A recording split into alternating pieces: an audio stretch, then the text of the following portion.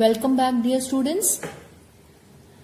Today this video is for class 10th subject science, chapter number 4, carbon and its compounds, lecture number 1 by Sarika Kumari.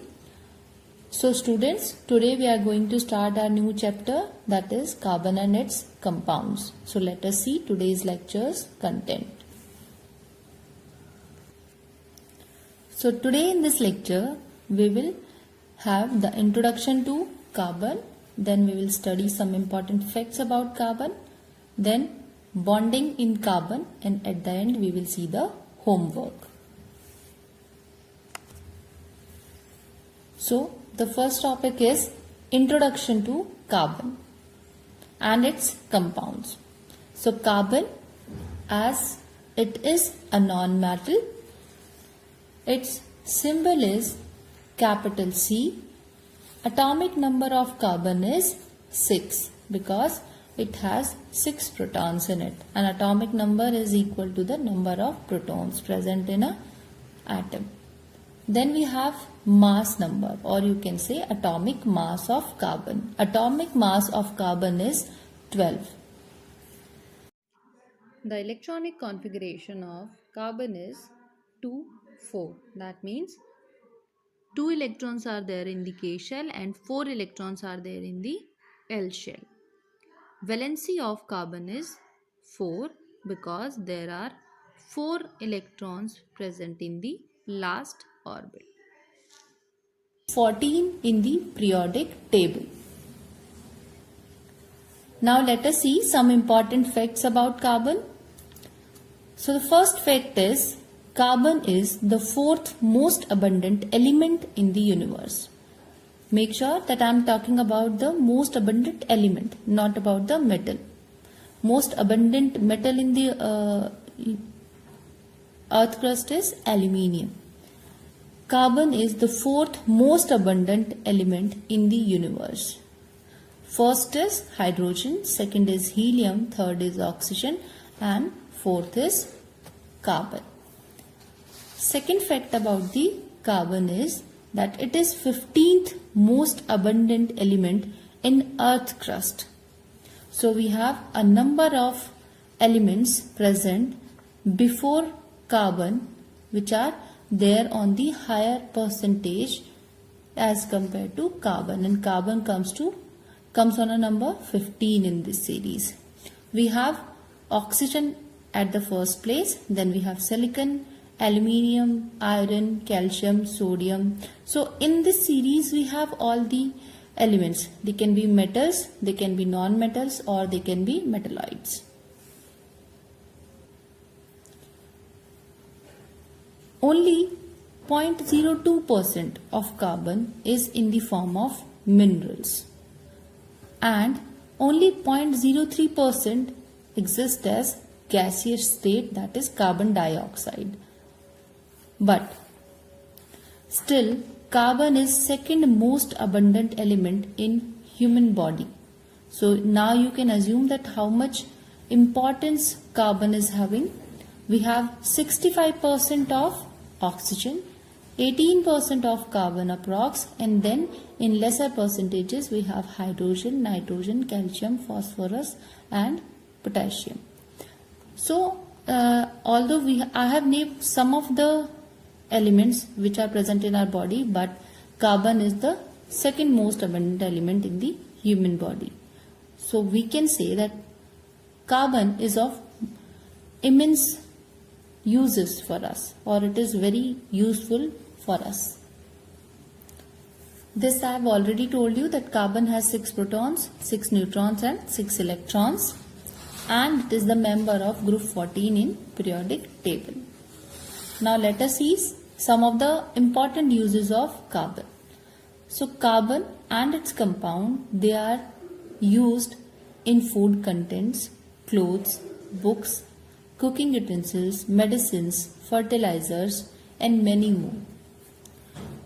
So all these are either carbon or its compounds. So we can say that carbon is having a huge amount of importance or usefulness in our life. Third important topic of today's lecture is bonding in carbon. So we know that carbon is having covalent bonding, but how it has come into existence? So let us see it.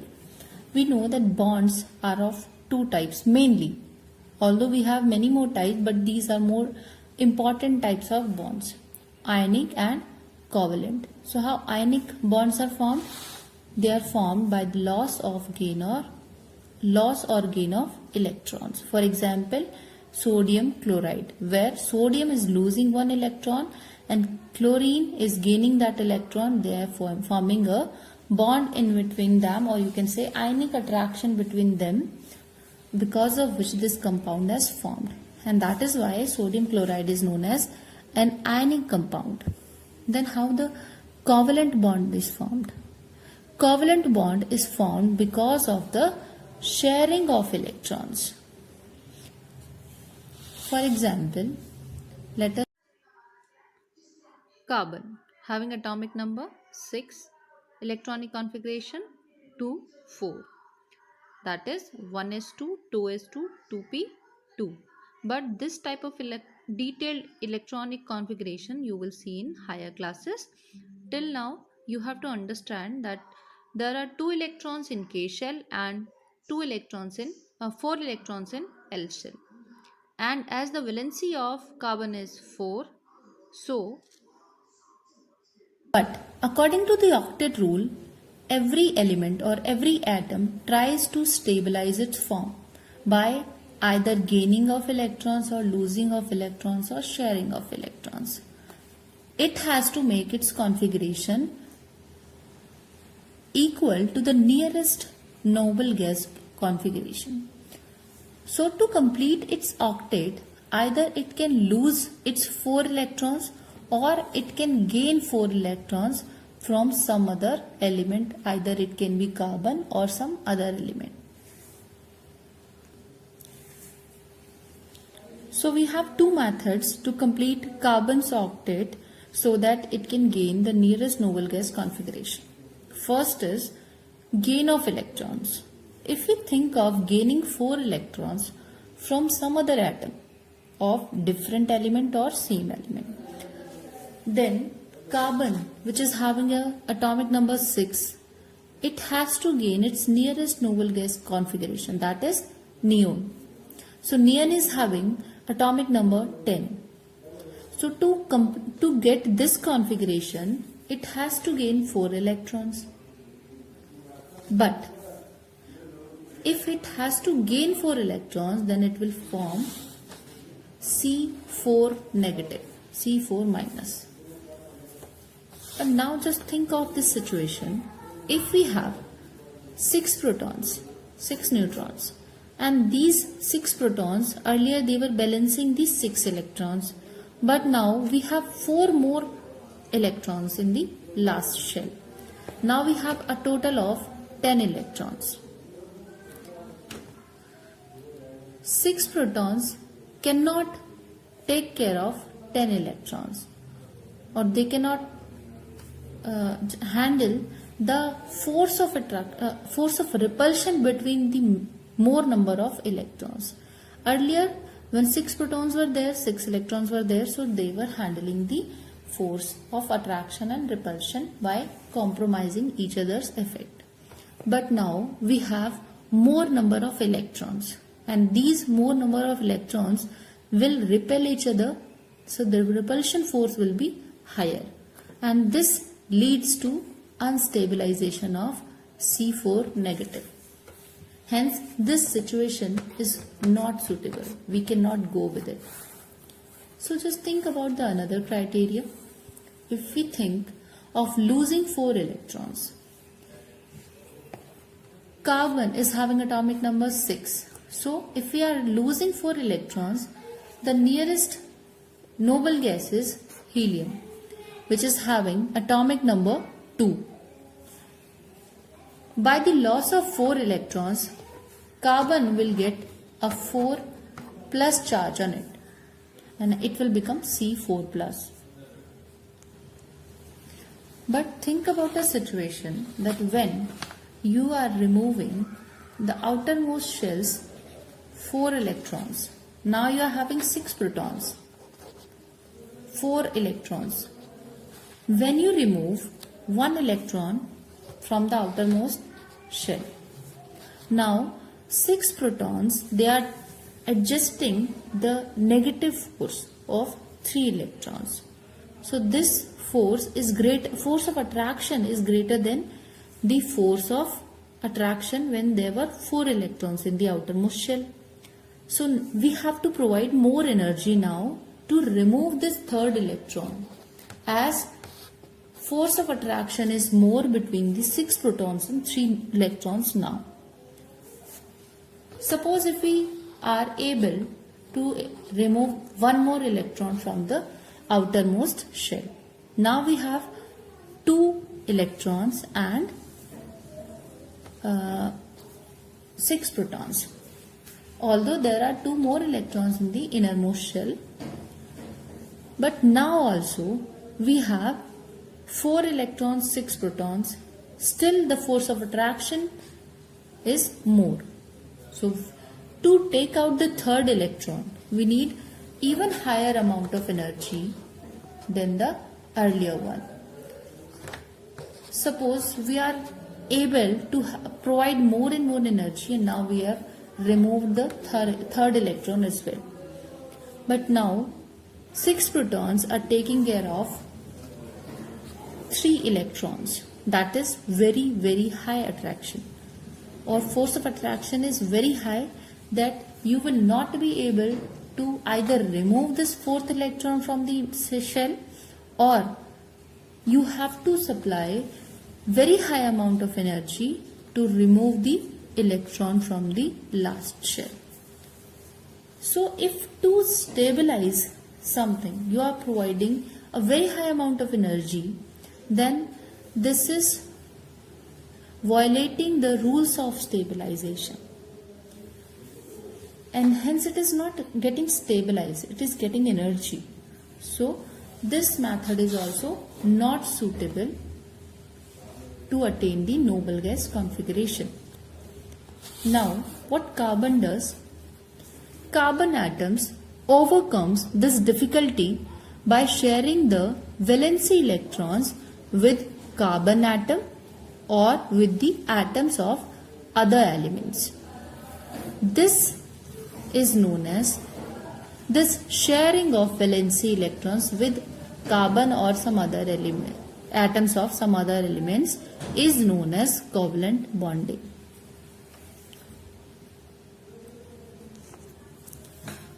So as we know that carbon is having a valency of 4 electrons, so it can form 4 covalent bonds, or it can share its 4 electrons with another element, with another atom of carbon or some other element. And this tendency to make 4 covalent bonds with other atoms or with similar atoms is known as tetravalency of carbon. Tetra means 4, and that is why this is called tetravalency of carbon, that it has a tendency to make 4 covalent bonds. Now let us see some of the covalent molecules formation. So as we know that hydrogen is the simplest element, so let us start with it. We will study the formation of molecule H2, hydrogen. So we know that hydrogen having atomic number 1, 1. So to get its nearest noble gas configuration, it needs 2 electrons in its orbit. So one hydrogen needs 1 more electron to complete its octet, or you can say to complete its duplet.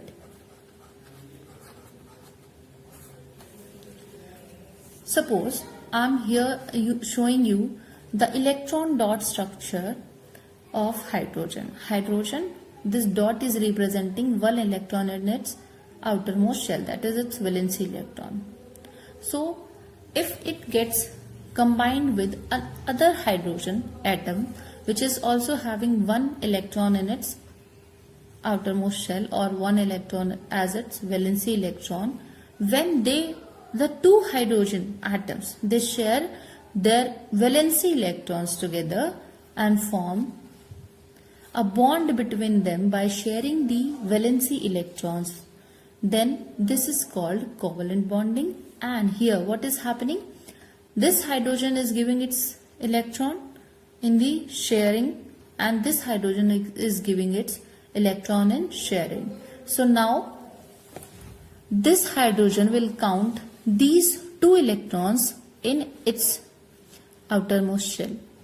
So the duplet of this hydrogen is complete, and the same will happen to this hydrogen. So this hydrogen will also take these two electrons in its shell. So these two hydrogens are having duplets complete. So now in this way they are sharing a bond between them by having one electrons in the sharing, or you can say covalent bonding, and this way H2 molecule is formed. So let us have another example of chlorine. So we know that electronic configuration of chlorine is 2, 8 and 7, that is total 17. So another chlorine will also have the same configuration, 2, 8, 7. So we have represented 7 electrons by 7 dots here also. So this chlorine needs one more electron, and this chlorine also needs one more electron. So they can share their one electron together as a covalent bond, so that their electronic configuration can be stabilized, or they can attain the nearest noble gas configuration. Hence they will share their electrons, and this way they are forming a covalent bond between them like this, and a molecule Cl2 is formed. Now we have example of O2, oxygen molecule. How oxygen molecule is formed by covalent bonding? We know that electronic configuration of oxygen is 2, 6, that is atomic number 8. So it needs 2 more electrons to complete its octet, or to attain neon gas configuration. This oxygen also needs 2 electrons to complete its octet, and that is why this oxygen will share its 2 electrons with the 2 electrons of this oxygen, so that both can share 2 electrons of their in the covalent bonding, and hence they can attain the nearest noble gas configuration. So here you can see the dots, 6 dots are representing the 6 valency electrons in both the oxygens. They have shared 2 electrons from each side. So in this way 2 covalent bonds are formed. 2 covalent bonds will be represented by 2 solid lines between the atoms of the oxygen, and hence O2 molecule is formed, but it is having a double bond in between them, double covalent bond. Now the next is formation of water molecule. So let us see how it is done. Hydrogen and oxygen. Hydrogen electronic configuration is 1, valency is 1, oxygen is having a valency of 6. It needs 2 more electrons in its outermost shell. So when one oxygen attach with 2 hydrogens, because one hydrogen need only 1, but oxygen needs 2 electrons. So that is why it is combining with 2 hydrogen atoms, so that they can fulfill their duplet and oxygen can fulfill its octet, and hence they will form a molecule. So hydrogen will share its 1 electron, oxygen will also share its 1 electron, both the sides, and hence this hydrogen will count these 2 electrons in its outermost shell. It's complete now. Now it is stabilized. This hydrogen will also get stabilized after sharing these 2 electrons. It has shared 1, but 1 it is getting from the oxygen in the bond. So one bond is here in between oxygen and hydrogen. So we have hydrogen bond, oxygen bond, hydrogen. So single bonds are formed in hydrogen and oxygen, and hence the formation of H2O molecule is possible. Then we have nitrogen molecule.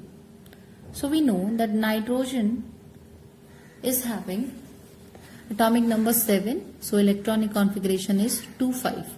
It is having 5 electrons in its valency orbit. So 5 electrons are represented by the cross marks. So one nitrogen atom needs 3 more electrons to complete its octet, to get stabilized or to get the nearest noble gas configuration, that is neon. So it needs total number of 10. It is having 7, so it needs more 3 electrons. And how that can be done? If it gets attached or it forms a bond with another nitrogen molecule, then it can be done. So let us see how it is done. The cross marks are showing the valency electrons in both the nitrogens. So when these both nitrogens are getting combined with the help of sharing of electrons, then 3 electrons from first nitrogen and 3 electrons from second nitrogen, they are making bonds together. They are shared together to form 3 covalent bonds between 2 nitrogen atoms. And hence, we can show the 3 bonds between the nitrogen atoms by 3 solid lines like this. Hence, the formation of nitrogen molecule takes place. Earlier, we have seen the formation of single bond, covalent bond, double bond, and this is now the third category, which is triple bond. For example, we can have N2. Let us see one more important molecule formation, that is ammonia, NH3. So ammonia is having 1 nitrogen and 3 hydrogen.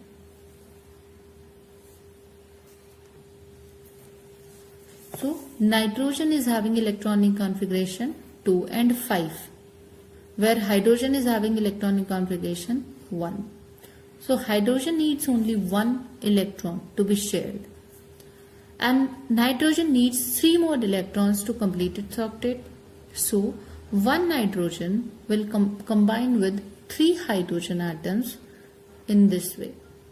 Nitrogen will share its 3 electrons with 3 different hydrogen atoms, these hydrogen atoms will also their 1 electron with the nitrogen electron, and hence the formation of bonds between hydrogen atom and nitrogen will take place.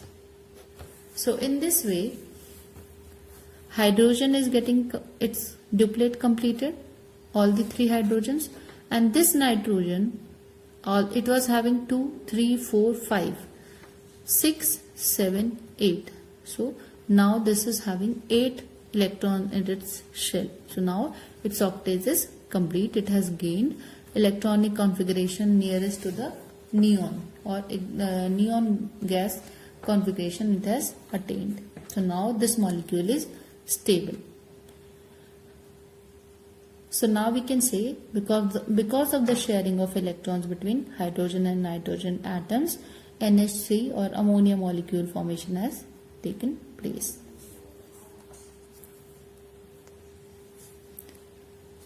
The last molecule which we are discussing today is CH4, that is methane molecule.